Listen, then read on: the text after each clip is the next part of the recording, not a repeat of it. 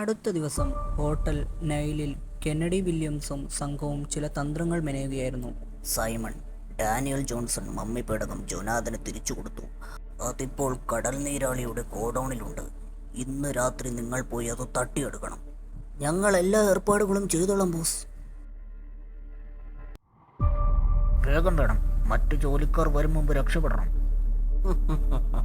Boss പറഞ്ഞ നിധി നമ്മുടെ കയ്യിൽ. ബോട്ടുമായി ഫ്രെഡി നദിക്കരയിൽ കാത്തു നിൽക്കുമെന്നാണ് പറഞ്ഞത്.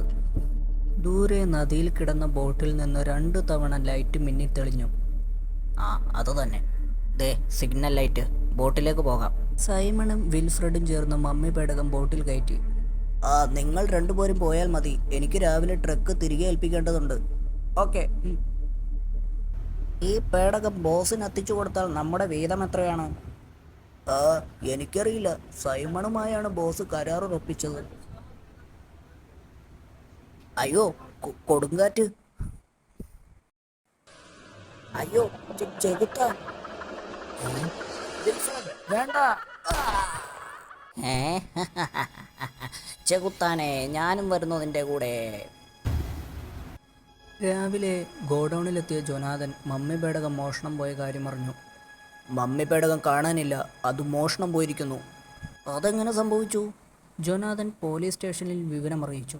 ടെൽമ, വിൽഫ്രഡും ഫ്രെഡിയും വരേണ്ട സമയം കഴിഞ്ഞല്ലോ. എന്തു പറ്റി? ചതിച്ചു ബോസ്, നമ്മുടെ ബോട്ട് മുങ്ങി.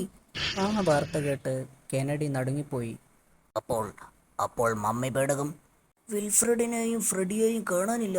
വെള്ളത്തിലൂടെ ഒഴുകി നടന്ന മമ്മി പേടകം ബോട്ടിൽ വന്ന ആരോ പോലീസ് സ്റ്റേഷനിൽ എത്തിച്ചിട്ടുണ്ട് ബോസ്. ആരോ നമ്മുടെ നീക്കങ്ങൾ ശ്രദ്ധിക്കുന്നുണ്ട്. അവരായിരിക്കണം മമ്മി പേടകം പോലീസിലെത്തിച്ചത്. എൻ്റെ ആളുകളോ ബോസ്? അവരെ കൊന്ന് നദിയിലെറിഞ്ഞു കാണും. ഇതുകൊണ്ടൊന്നും കെന്നഡി തോൽക്കില്ല. അപ്പോൾ ജൊനാഥൻ പോലീസ് സ്റ്റേഷനിൽ നിന്ന് മമ്മി പേടകം തിരിച്ചു വാങ്ങി ഗോഡൌണിലെത്തിച്ചു. മമ്മി പേടകം നൈൽ നദിയിലെത്തിയത് എങ്ങനെയെന്ന് ആലോചിച്ചിട്ട് ഒരെത്തും പിടിയും കിട്ടുന്നില്ലല്ലോ. ജൊനാഥൻ്റെ ഓഫീസിലെ ഫോൺ ശബ്ദിച്ചു. Hello, Jonathan speaking. Mister Jonathan, ഞാൻ കെന്നഡി വില്യംസ് ആണ്. മനസ്സിലായി, പറയൂ സർ. എനിക്ക് മമ്മി പേടകം വേണം. ക്ലിയോപാട്രയുടെ. തരാം സർ. എങ്കിൽ നാളെ വൈകുന്നേരം ഹോട്ടൽ നൈലിൽ വെച്ച് കാണാം. Okay sir. അന്ന് വൈകുന്നേരം ജൊനാഥൻ ഹോട്ടൽ നൈലിൽ എത്തി കെന്നഡിയെ കണ്ടു. എത്ര കോടി പൗണ്ട് കിട്ടിയാൽ നിങ്ങൾ പേടകം വിൽക്കും? $10 കോടി ഡാനിയൽ ജോൺസൺ തന്നത്.